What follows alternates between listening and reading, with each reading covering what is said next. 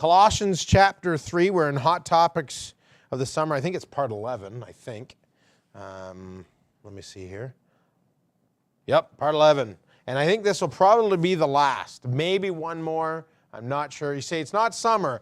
I'm holding out for hope. Amen? Last week it was summer weather. It was actually warmer last week than it was any week, any day in the summer. Amen? Pardon me? It is sick, isn't it?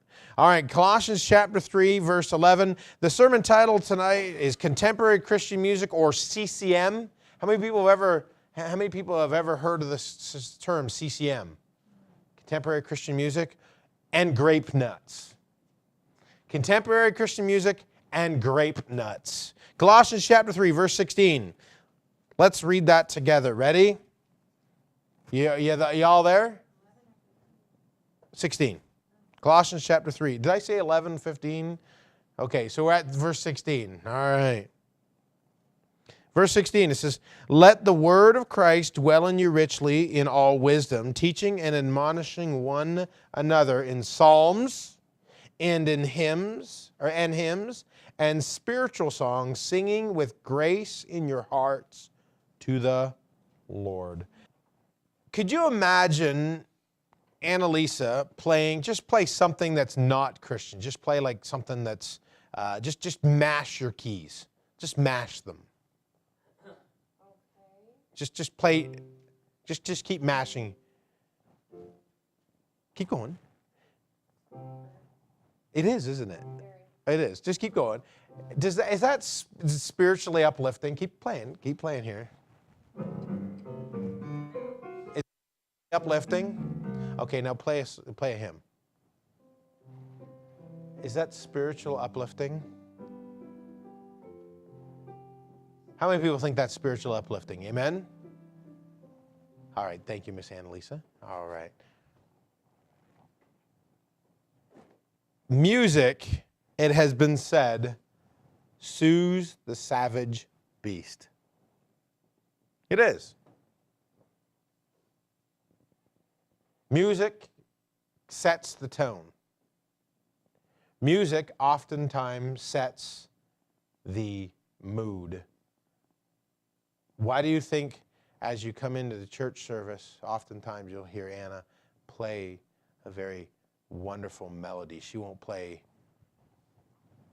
oh, it's off now. You won't hear her play. Why do you think when a bride comes down the aisle, you don't hear da da da da da da da da da da da? You don't hear that. Maybe sometimes you probably should. Amen. Can I get an amen on that? No. You hear you a wonderful melody of da da da da. You might be asking, why my title? Why contemporary Christian music and grape nuts? The answer is quite simple. Contemporary Christian music is also known as Christian rock music. Rock music is as Christian as grape nut cereal is grape and nuts. How many people have ever had grape nut cereal? What do you think is in grape nut cereal? It ain't grapes and nuts. There is no grapes and there is no nuts in grape nuts cereal.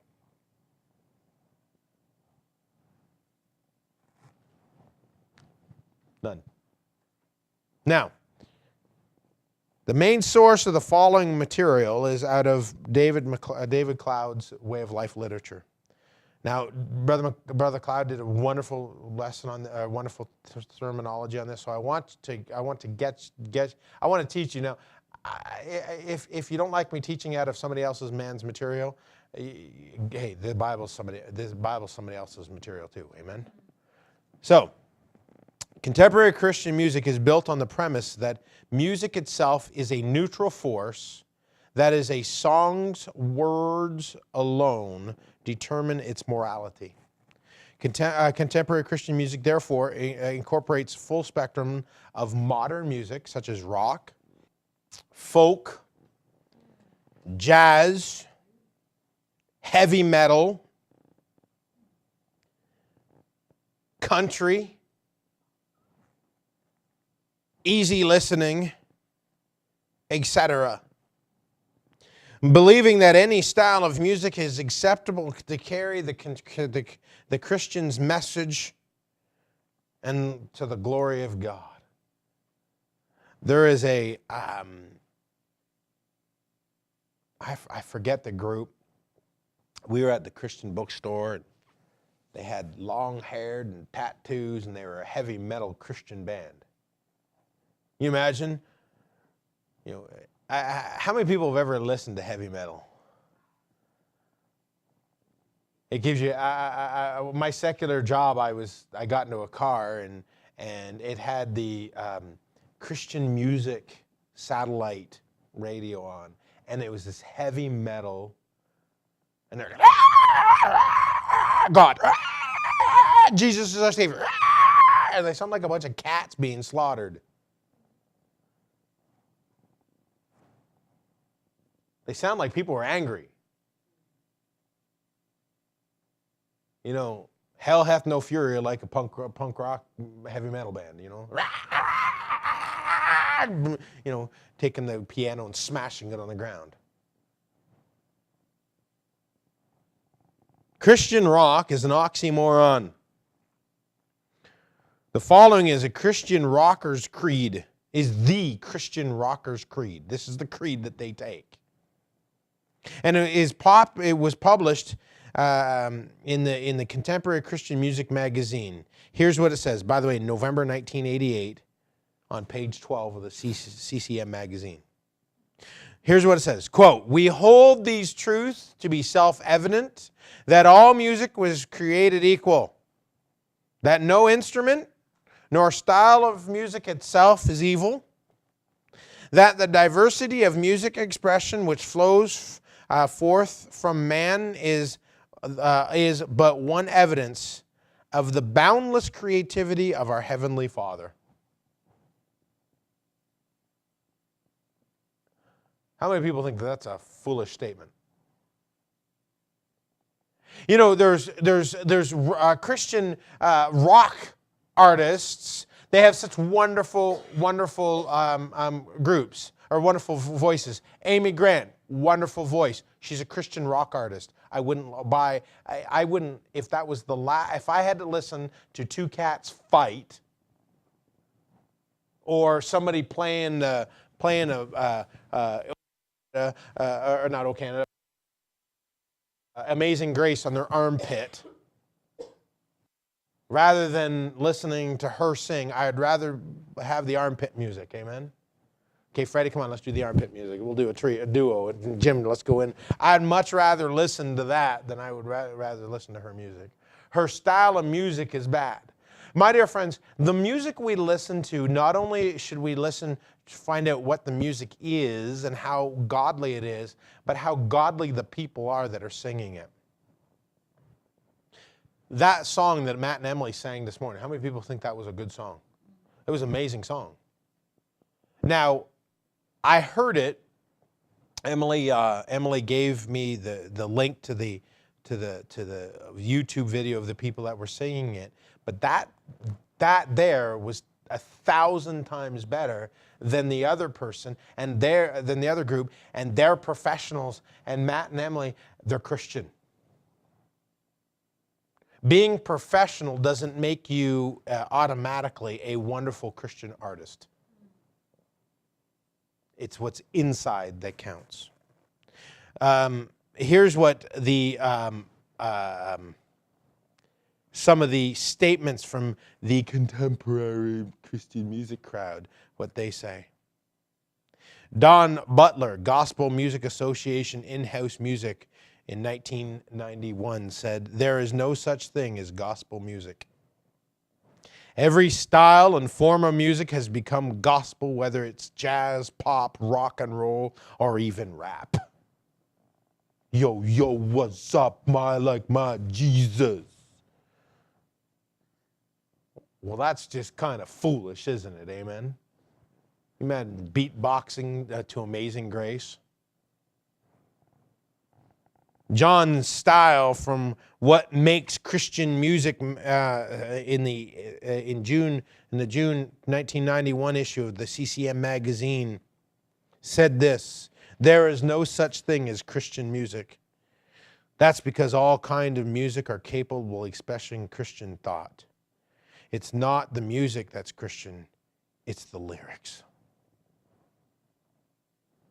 Again, rapping to Amazing Grace is not Christian. You can dress up a pig and put lipstick on a pig, and it's still what? It's still a pig. You saying rock music is it a pig? Yes, I am. Keith Green said, out of the can God use rock music?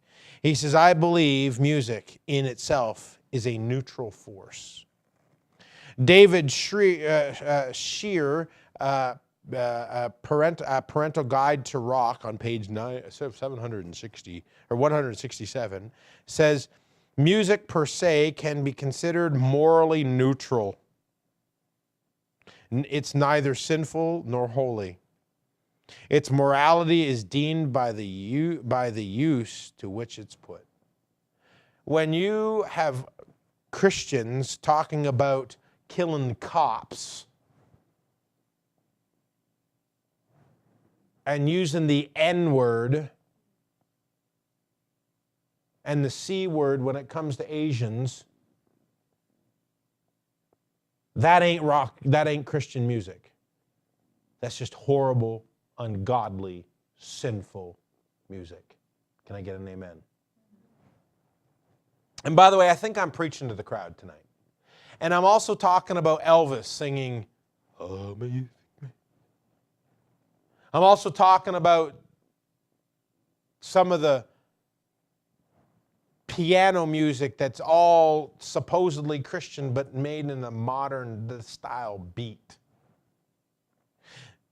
Michael Bloodgood from Duluth News Tribune on October 9th, 1987 wrote this: "We're like Billy Graham with guitars. Basically, rock and roll is neutral. It depends on the spirit." Mylon Lefevre, or whatever his name is, cited Jeff Goodwin in What's Wrong with Christian Rock. He said music is not good or evil because of the formation of the notes and the structure of the beat. Music is good because the heart of the person playing is innocently and sincerely given to praise our God. Phil DeScroll said, God is the king of soul. He is the king of all rhyme. He's the king of soul. Got to have some soul Christian music out. I like now don't get me wrong, that song today, that was a beautiful song that they sang, but it was not done in a rock form. I like when we sing, the old account was settled long ago. I like when we sing, there is a fountain filled with blood, the way it's supposed to be sang. What song you got there?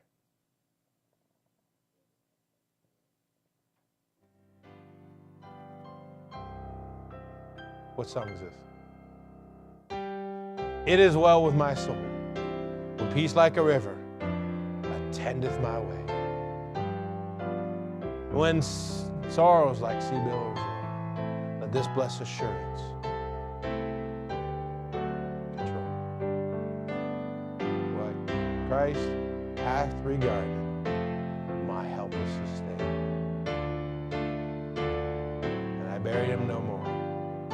well. It is well with my soul. Thank you, Brother Freddie. That, to me, is Christian music. Amen? Even contemporary Christian music performers who do not perform the hard rock music hold this strange philosophy about the neutral music. Is God, the world's culture has crept into our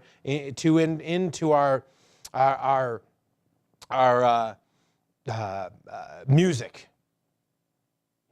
We had a guitar playing here today. How many people were okay with the guitar playing? Now, if it was a bass guitar, boom, boom, boom, boom, boom, boom, boom, boom, boom, boom, boom, boom, boom, boom, boom, boom, boom. Yeah. I'm all for the music playing, but I'm not all for the slide. Do it somewhere else. Music, God speaks through. They said here in the Fundamental Baptist Fellowship News Bulletin. He said here, God speaks through all different forms of art, music, musical styles, and musical forms. No, He doesn't. It is creeping into our fundamental Baptist churches. Now, if you want to listen to spruced up music, that's okay. That was a spruced up song. It wasn't contemporary Christian rock. It's not rock at all. It was a mash of, what are they called, medleys? It was a couple of songs, that's what they call a medley, isn't it, Anna? It was a medley of some songs. Beautiful thing. Now, our church is not against medleys. I like medleys. You can do It Is Well with My Soul and Amazing Grace. The only rock music I like is Rock of Ages, Cleft for Me. On Christ the solid rock I stand. There are the following reasons are why we should reject the idea that music is neutral and communicates no message in and of itself. Music, my dear friends, is not neutral. When you heard It Is Well with My Soul, how many people, your heart just kind of, amen? When Anna, what did you play here? Come Thou Fount of Every Blessing. How many people, they just kind of, music's not neutral. Sometimes Anna will play her classical music at home because she's practicing, and my heart, I'm like, yeah, it's kind of nice. And she'll play her Christian old-fashioned hymns, and I'll go, wow, yeah.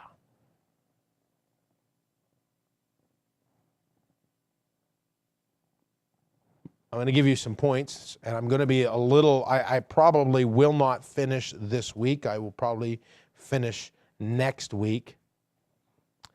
But number one, ask your common sense. Ask your common sense. We all got common sense. Now, it's been said, and I've said it many times, I ain't the smartest bulb or brightest bulb in the box. But I have common sense. All music is not the same. Amen? Such an idea is contrary to any experiences of life. You ever gone into a store and they've played horrible music and you're just grieved your spirit? I like basketball. Freddie and I, we've been talking about going to a basketball game for a couple years now, and I like basketball. I like hearing the sneakers on the courts, and I like hearing the three shots and the roar of the crowd. But I don't like to hear the constant beat and the constant music. I love going to the Blue Jays game. I love going to the Blue Jays game. I don't like to hear the constant rock music. I actually nowadays, when we went down to the Buffalo Bisons, I tuned it out. I didn't hear it. Why? I don't want it to affect me. Music can affect you. Have you ever put a plant in front of a speaker? If it's rock music, it grows away. if it's soothing, and I'm not talking country, because country, we all know country talks about three things. Their truck broke down, their dog died, or their woman left them, or their gun jammed, one of the four things. And what?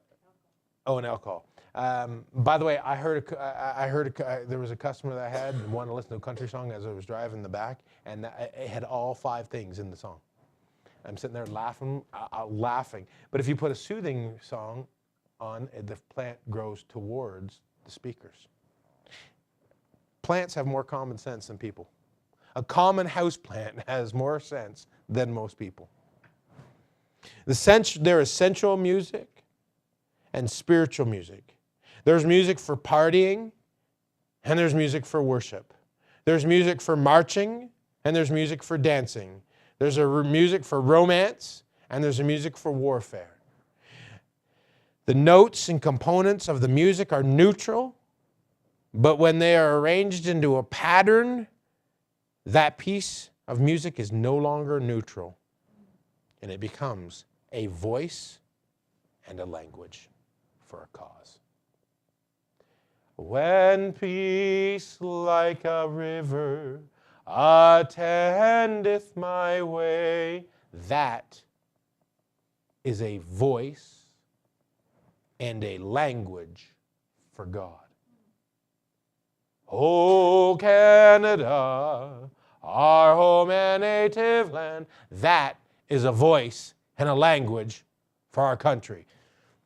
Frank Garlock from Music is a Balance said this. He says, just as vowels and consonants become blasphemy, pen and paper in the hand of an artist can become pornography, so notes and rhymes in the hands of a composer or an artist can become sensual. Abigail's a beautiful artist. I think she's one of the greatest artists that I've met. Do you have any artistry with you? No? Beautiful artist. Hannah drew her first beautiful picture. We're going to get it framed and all that other stuff. And I still have Abigail's first drawing she did on the computer. It's kind of cute. It's really kind of cute. Round head and blue scarf. I have it on my computer. You want to see it? You remember what it looks like? Beautiful. But Abigail can draw a sensual picture, just like that. Abigail, hold up your hands, please. Real high so everybody can see them. Those hands can become, you got a cat there. Can I see it? There you go. She doodled this cat, blue cat, sad. Oh, a dog. Beautiful little picture. And then, you know, that's her new hairstyle that she wants, shaved on one side. And I'm teasing. But she could use those hands to draw pornography. Annalisa can use those hands to play rock music. It's a choice. So music is not neutral. Amen? We can agree with that? The truth is seen in the alphabet. Individual letters of the alphabet are neutral, and standing alone, they do not communicate a message. But as soon as those letters are combined to form words and sentences, they communicate a message. And those letters are so formed are no longer neutral. Okay? One note. Is that neutral? It's neutral, right?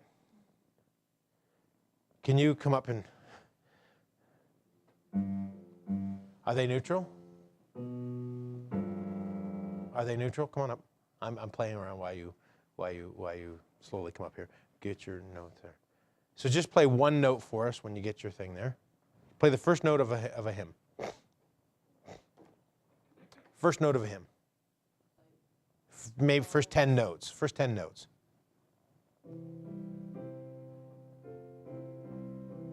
Whoa. You know what that song is?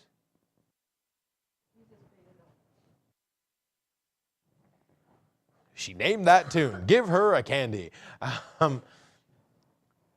That there has made collectively a note. Thank you, Miss Payne. The letter E, for example, it can spell love. Jesus, and it also can spell devil. Music components are no longer neutral if they're combined with other words or other notes. Number two, we ought to ask, oh, by the way, the message can be sensual, spiritual, satanic, or even fleshly, or spiritual. The idea of the music as neutral is contrary to common sense and observation. And again, houseplants have more common sense than a lot of people. Okay, number two, we ought to ask men of the past. Knowledgeable men of all ages, even unsaved men, have recognized the power of music for good and evil. In fact, the strange idea that music is neutral is only a few years old. Plato, in BC 428 to 348, said musical training is a more potent instrument than any other because rhyme and harmony find their way into the inward places of the soul. Plato.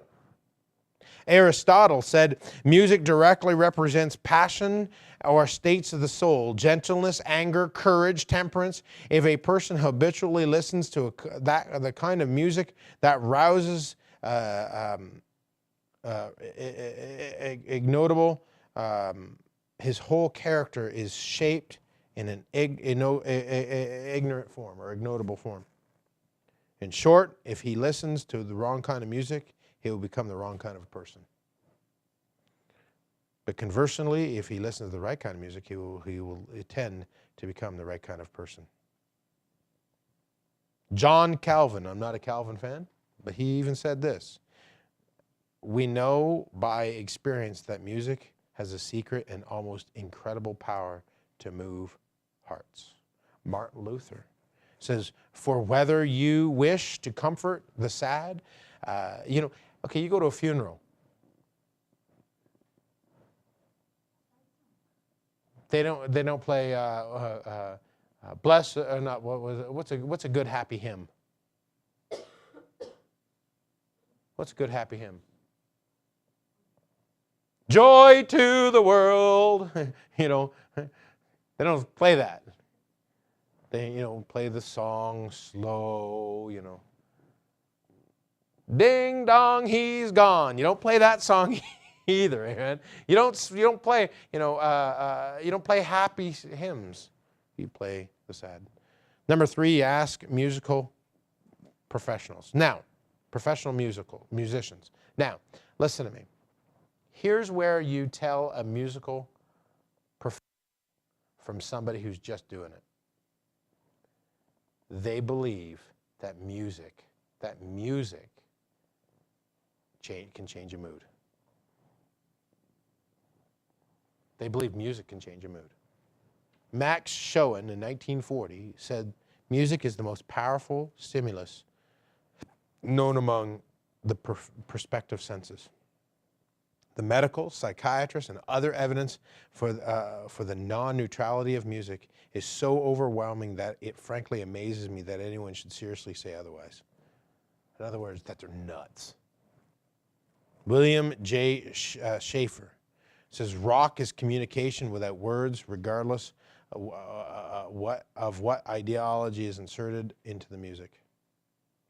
Richard M. Taylor says, we cannot change the basic effect of certain kinds of rhymes and beats simply by attaching them to a few religious and semi-religious words.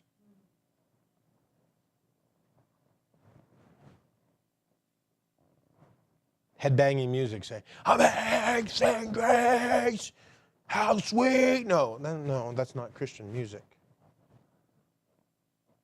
Amen? Stephen Halpern says words are incidental at best. What you dance to is what the beat of the drums and brass. Simon Firth says most rock records make their impact musically rather than lyrically. Mike Cole says since music is an emotional language, and since some emotions are wrong for the child of God, then music then some music is wrong for the Christian. Let me say that again. Since music is an emotional language, and since some emotions are wrong for the child of God, then some music is wrong for the Christian. Let me tell you something. You single folk, you should never listen to any sensual music that stirs up something inside you. Things that stir up a spiritual awakening inside me. I could tell you what the first song was when I got saved. I could tell you what the song was when I got baptized. I could tell you the first song that was sang at this church. And it stirs me up. But there's songs from my past when I hear, I just stay away from. Why? Because they don't stir up a good feeling. David Tame said, music is a form of language. Music is more than a language. It is a language, is the language of language. Like human nature itself, music cannot possibly be neutral in its spiritual direction. Music is a form of non-verbal communication, was once said. Leonard Bernstein, you know who Leonard Bernstein? 1990, says music is something terribly special. It doesn't have to pass through the sensor of the brain before it reaches the heart. And F sharp does not have to be considered in the mind. It is a direct hit and therefore all the more powerful.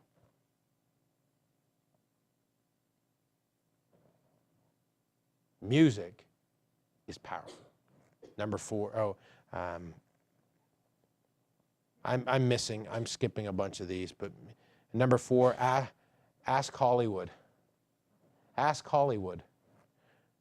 Why you say I'm asking Hollywood? Because if you think music is neutral, ask Hollywood. Hey, there's even some smart people in Hollywood. Music paints a picture, creates a mood. The television and movie industry understands this, and they spend millions and millions upon dollars annually just to create the right sound effects for the scene. How many people like Star Wars? You ever seen Star Wars? I love Star Wars. What's the Star Wars theme song? Come on now. Do you know the Star Wars theme song? Freddie? What is it? Come on, sing it for me. Dun, dun.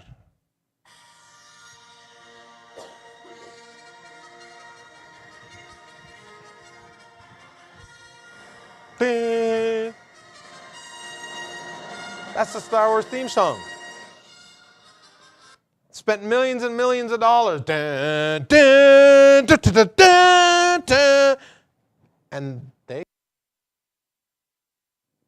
tension and danger calls to tense music. Dun, dun, dun. You know, you know, in a horror movie, somebody comes around, dun, dun, dun, you know, and you know, you don't hear, dun, dun, dun, dun, dun, you know, you hear, you know, somebody dying. You know, dun. Romance calls for romantic movie music. Dun, dun, dun, dun. No, that's not the one. You know, okay, let me ask you a question. Da-na-na. Who's that? Da-na-na. They're creepy and they're kooky. No, they're not talking about the Galliards family. Sorry, brother, I had to say that. Well, maybe they are, you know. But or da-na-na-na-na-na, da-na-na-na-na-na-na-na. The chicken dance. My wife knows it. What a loser. You know. Or the, you know, we know that song, amen? But my dear friends, music is so, it sets the mood. You know, the chicken dance. It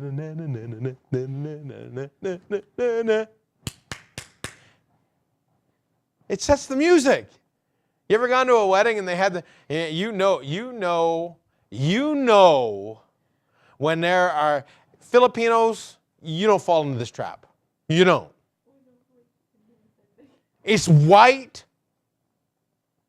That's a white person's dance. You go to a wedding, they have that. You know the dance floor is open, man.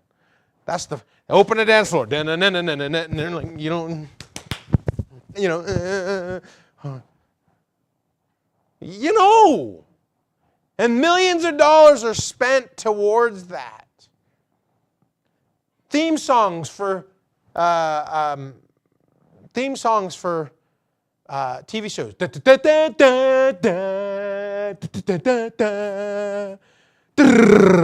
You know that.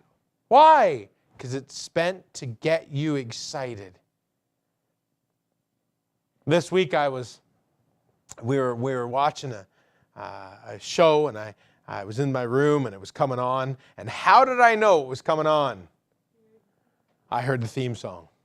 And what did I do? I come running down the hallway. It's on. Just like many of you have done it. How foolish then for contemporary Christian musicians to claim that the rhymes of a song do not have a neutral match on their words, or neutral complexion on their words. You ever watched a movie and it got into a love scene? They were running and on the beach, and it didn't have. But they had, when they were running on the beach, they had a sensual song, and it was romantic, and they were kissing. Well, Hollywood does that, and they're smarter than most contemporary Christian musicians. Again, they're smarter. Contemporary Christian musicians are not as smart as a houseplant. Okay? All right, next one. Number 5, ask those who advertise. You ever seen a commercial? The commercial for the Apple iPhone. Have you seen the commercial for the iPhone, Freddie?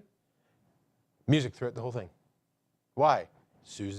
It draws you in. Okay, the average person would, if it was a headbanging song, would say, I want nothing to do with that song or that phone. But it draws you in. You go home tonight and you watch the commercials on TV. Listen. There's music. Kia. For their vehicles, they have music behind. Ford, they have cars breaking down, screeching cars. Dodge, same thing. You can hear the rust. Amen, Brother Freddie. Amen. Businesses understand that music is not neutral, and it's driving force to get the message out. Music Corporation, which distributes music for business, describe their philosophy in music as this: the science of stimulus progression employs the inherent power of music in a controlled pattern to achieve a predetermined psychological and physiological effect on people. Wow. Music Corporation, who are out for the almighty dollars, knows that music does not have a neutral force. It's proven fact.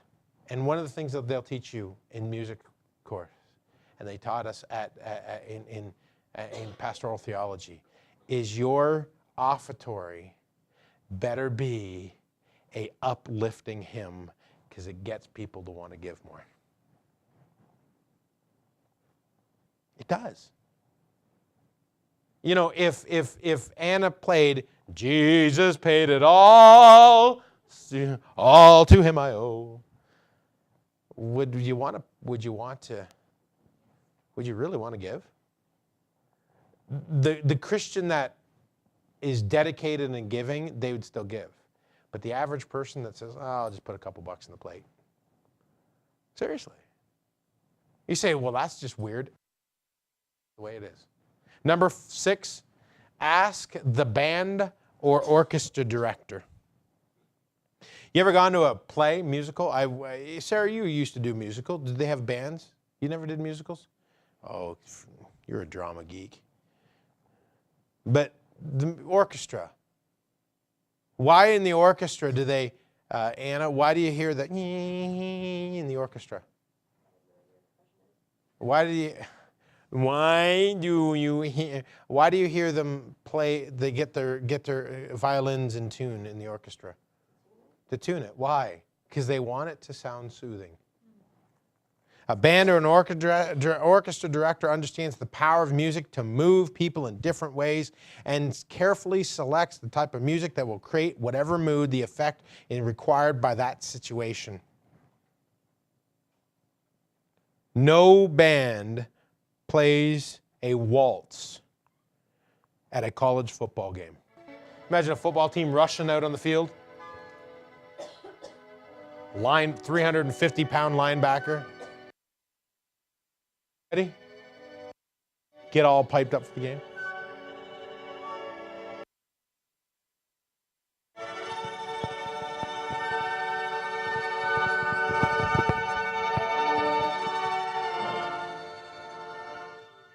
What do they come out with?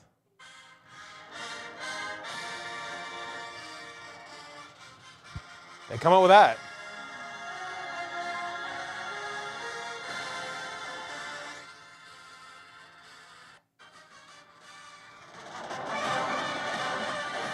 That's the fight song.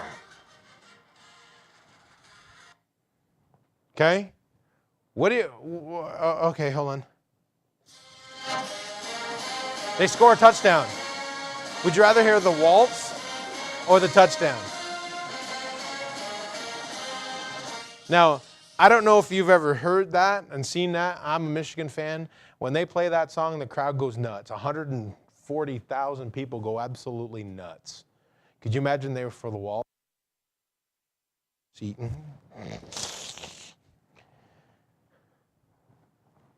They practice and practice and practice.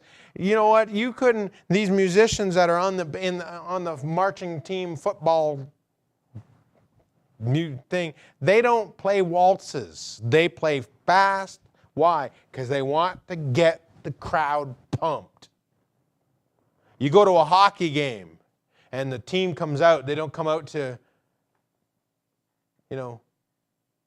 Barney. I love you. They don't come out to Barney. They come out to Thunderstruck or whatever the case may be. They come out to a song that's gets people pumped. Music can pump you up or cause you to go to sleep or to stir your soul.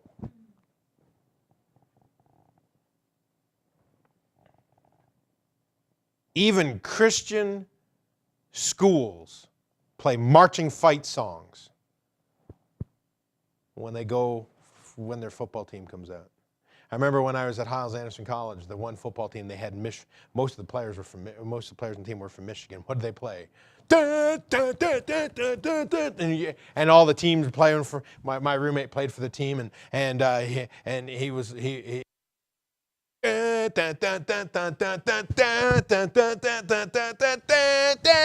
We were all excited. Why? Because it got you pumped. Contemporary Christian music is an oxymoron. It's rock music, and we ought not to do it. And number 7, listen to any rock band. Jimi Hendrix. We all know who Jimi Hendrix. How many people know who Jimi Hendrix is? Who do you sing for, Sarah? You have his records. Oh, sorry. Jimi Hendrix said, atmospheres are going to come through music because the music is a spiritual thing of its own. You can hypnotize people when you get them at their weakest point. You can preach into their subconscious what you want to say. Grand Funk Railroad. The manager admitted this. He said, listen, man. Probably said that with you. Listen, man. What takes place on the stage of a rock concert doesn't happen spontaneously. It is carefully planned to elicit a sexual response from the audience. That's rock music. And what is contemporary Christian music? Rock music with the word Christian in front of it. Frank Zappa You know who that is? Sarah knows. Man, she can confess your faults one to another here. Frank Zappa says rock music is sex. The biggest beat matches the body's rhymes. The rock musician knows very well that he is not playing church music. Lita Ford said, listen, rock and roll ain't church. It's a nasty business. You got to get nasty too. If you're a goody-goody, you can't sing or play it. Mick Jagger, Sarah. Man, I'm hitting all her record collection here tonight. Rick Jagger says there's no such thing as a secure, family-oriented rock and roll song. Mick Jagger. Leonard, concert pianist and musical researcher Leonard Sidell notes, rock and roll's corrupt, denigrated lifestyle is fueled by the language of a certain kind of music. Number 8, you say, man, you're going long tonight. I am, because I want to finish this. I got 2 more points. Can I have, Freddie, are you okay with me going on a little quicker? Give me 5 more minutes? Okay. Number 8, ask any rock music lover. If music is a neutral thing in itself, it would be a simple matter for a rock music lover to give it up. But that's not the case. Jeff Goodwin said, any Christian rocks, quote, I'm going to use that term foolishly or loosely, any Christian rock star or fan who thinks music is neutral should face up to the one simple fact. Nobody gets hooked on neutral music.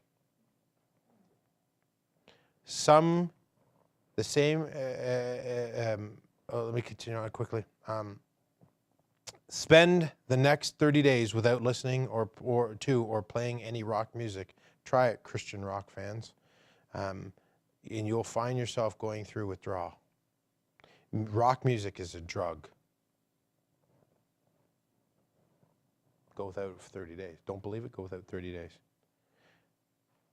Number 9, and this is the most important part right here. Number 9, ask the Bible what it says. The Bible clearly states that music is not neutral. Christians are instructed to use certain kinds of music to worship God and to build up the Christian life. Ephesians chapter 5, verse 19 says, speak to yourselves in psalms and hymns and spiritual songs, singing and making melody in your heart. Colossians 3:16, again, our text verse, let the word of Christ dwell in you richly in all wisdom, teaching and admonishing one another in psalms and hymns and spiritual songs, singing with grace in your hearts to the Lord. Psalms and hymns and spiritual songs do not describe the world's music, does not describe contemporary Christian music. Contemporary Christian music, I'm here going on a tangent right now, is the world's music. It's the devil's music dressed up as a pig and disguised as something that it's not. Amen? Can I get an amen? Amen. God's word reminds us that there is music which is fitting to the Christian life, and there's music that is not. It is the Christian's task in every generation to glorify God, and by what music they listen to. Again, here's what I do. If the lifestyle of the person singing the song matches what the Bible is, I think it's okay. Elvis Presley, I don't listen to any of his gospel songs. I do not. He has a wonderful voice, but I don't do that. Why? Because he was a whoremonger and a drug addict and an alcoholic.